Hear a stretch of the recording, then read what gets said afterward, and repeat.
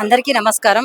ఈరోజు వీరనారి చాకలేలమ్మ 129 జయంతి సందర్భంగా ఈరోజు బీజేపీ రాష్ట్ర కార్యాలయం చేయడం జరిగింది. నా పేరు రాజేశ్వరి, ఓబీసీ మోర్చా మన రజకసేన స్టేట్ కో కన్వీనర్. ఈరోజు నిజంగా మా రజక జాతికి ఒక గర్వకారమైన రోజు. మా ఐకాన్ అయినటువంటి ఐలమ్మ గారి జయంతి నిజంగా ఒక మహిళగా నాకు ఈ గౌరవం దక్కింది చేయడము. నిజంగా ఆ మహనీయులకు ఘన నివాళి తెలుపుకుంటున్నాను.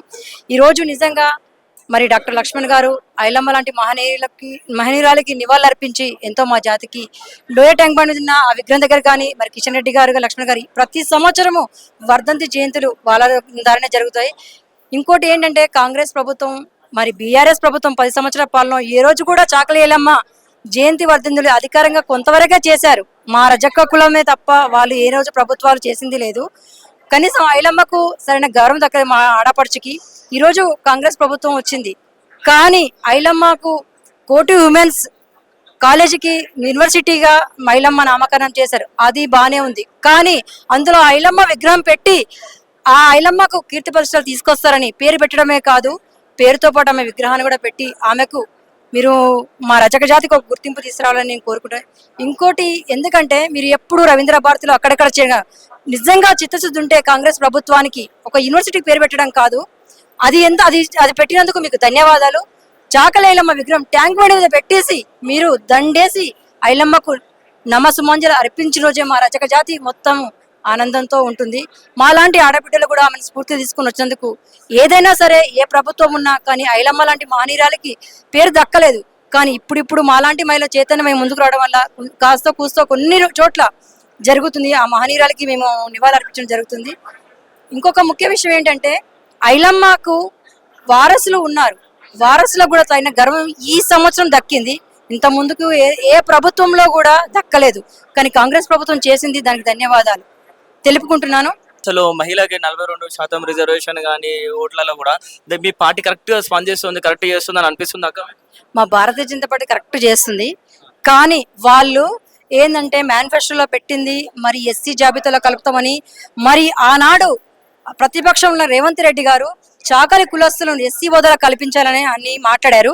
ఇప్పుడు కులవృత్తి చేసుకున్న వాళ్ళని గుర్తించి మా రజక కులాన్ని ఎందుకు ఎస్సీ జాబితాలో మేము 11 రాష్ట్రాల్లో ఎస్సీలుగా లేము, మిగతా 3 కేంద్ర ప్రాంతాల్లో లేము, అలాంటప్పుడు మాకెందుకు ఎస్సీ హోదా కల్పించట్లేదు? వృత్తి చేసుకున్న మా చాకరేవు కష్టాలు కూడా ఎలా అంటే చాకరేవులో సబ్బులాగా అరుపుతూ మా కష్టాలు చూసి చాకరేవు బండ కూడా కరిగిపోతుంది, కానీ మా చాకరేవు బండ కరిగిపోతున్నా కూడా మా కష్టాలు చూసి ప్రభుత్వాలు మటుకు కరగట్లేదు. ఒంటి మీద వేసుకున్న బట్టకు విలువనిస్తున్నారు, కానీ మేము అంతా శుభ్రం చేసి ఇస్తున్నారు, కానీ మాకు మటుకు విలువట్లేదు.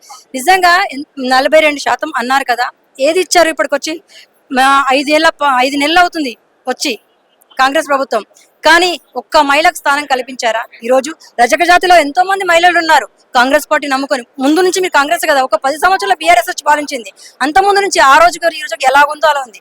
ఎలాంటి మహిళలకైతే రజక జాతిలో స్థానం అయితే కల్పించలేదు. ఈ రోజు నిజంగా నేను చెప్పాలంటే భారతీయ జనతా పార్టీలో మాలాంటి కులవృత్తి చేసుకున్న మహిళలను గుర్తించి మాకు ఈ రోజు నేను ఒక రాష్ట్ర కన్వీనర్ గా ఉన్నానంటే నిజంగా భారతీయ జనతా పార్టీ గుర్తించబట్టి ఈ రోజు ఈ స్థాయికి ఉన్నాము. మాకు కావాల్సింది మరి నిజంగా లక్ష్మణ్ గారు కానీ మరి కిషన్ రెడ్డి గారు కానీ వాళ్ళు చేస్తున్న మా దోబిగడ్స్ నిజంగా వాళ్ళే చేస్తున్నారు. ఎంపీ పండుగ నుంచి కిషన్ రెడ్డి గారు చాలా 29 లక్షలు ఇచ్చారు కృష్ణకాంత్ దోబిగాడికి ఎంపీ పండుగ నుంచి తీసి. మరి ఏం మోడర్న్ దోబిగాడు ఎక్కడ చేస్తున్నారు ప్రభుత్వాలు? బీఆర్ఎస్ ప్రభుత్వం చేయలేదు, ఇప్పుడు వచ్చినా కాంగ్రెస్ ప్రభుత్వం కూడా ఏం చేయట్లేదు. ముందు రజకులు ఎందుకంటే చదువుకున్న పిల్లలు ఉన్నారు, మేము చేసే వృత్తిని వాళ్ళు కూడా చేయలేరు, కాబట్టి ఇంకోటి తీసుకొచ్చారు ఈ మధ్యకాలంలో. నిజంగా చెప్పాలంటే విశ్వకర్మ యోజన మాకు చాలా మన కులవృత్తులు చేసుకున్న వారికి చాలా నిజంగా అంటే మా జీవితాలను కులవృత్తి చేసుకున్న నిజంగా ఒక బీసీ బిడ్డగా నరేంద్ర మోడీ గారు తెలుసు, కాబట్టి ఇది మాకు ఇచ్చారు.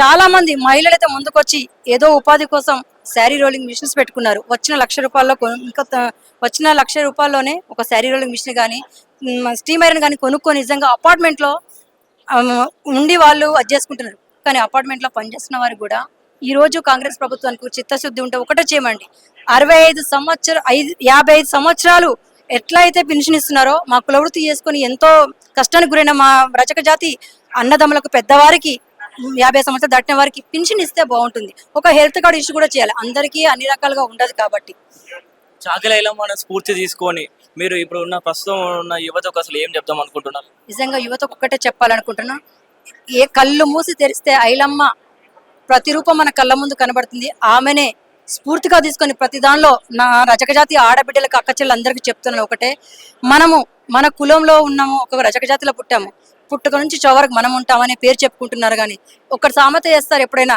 మన వాళ్ళు, ఈ రోజు మనం పుట్టాము, చాకలి వాళ్ళు ఇచ్చిన బట్టలు కట్టుకుని గొప్ప గొప్ప నాయకులు మా నుంచి ఎదిగారు, కానీ వాళ్ళు చెప్పుకోనికే సందర్భంలో పనికొస్తుంది. కానీ మా జాతికి ఎవ్వరు కూడా సరైన స్థానం కల్పించట్లేదు. చాకల ఐలమ్మ పేరు కానీ అందరి పేర్లు కానీ మహోన్నతులు ఉన్న పేర్లు ఓన్లీ రాజకీయాల కోసమే వాడుకుంటున్నారు, కానీ ఏం చేయట్లేదు అని అంటున్నారు. రాజకీయాల కోసం కావట్లేదు, ఆమె రాజకీయం చేయలేదు.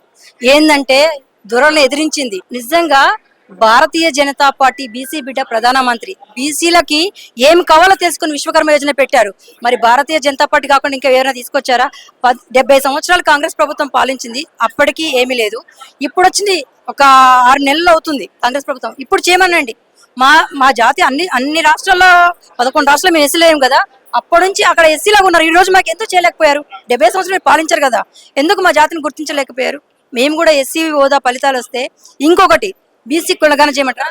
బీసీ కులాలకు అనుబంధంగా మా కులంలో మా జాతికి ఏ కులం ఉంటే వాటిని అనుబంధంగా చేయండి, కానీ వారిని వీరిని అందరు తీసుకొచ్చి బీసీ కులాల్లో కలిపే ముందు ఆ కులానికి సంబంధించిన ఉపకులాలు ఉంటాయి, వారిని మాకు అనుబంధంగా చేయండి, కానీ ఇతర బీసీ కులాలు అందరినీ కలపకండి.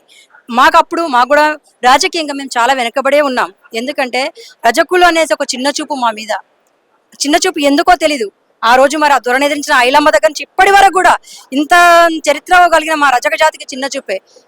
మా రజక జాతి మాకు ఎంత పాలించారంటే, ఓరుగల్లు కోటను పాలించిన మన పోలే ఎక్కడ పోయాడు, మరి శివవంశతో పుట్టిన మరి మడయాలు మార్చదేవుడు ఎక్కడ పోయాడో, మాకు ఇంత చరిత్ర ఉంది, ఎవరికి లేని చరిత్ర. పురాణాల్లో చూసి చదవండి తెలుస్తుంది.